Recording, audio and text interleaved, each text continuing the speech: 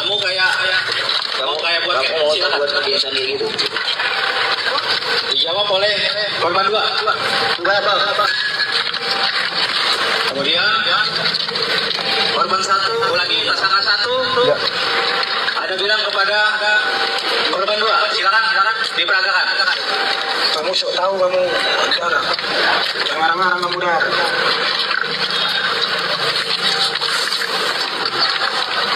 Sudah dokumentasi.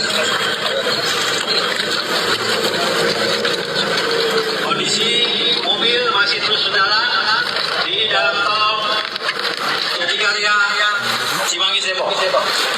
Sekira pukul 22.25 kurang lebih, korban dicek kembali kondisinya oleh tersangka 3 dengan cara mengecek ulang tadi di pergelangan tangan. Silakan diperagakan.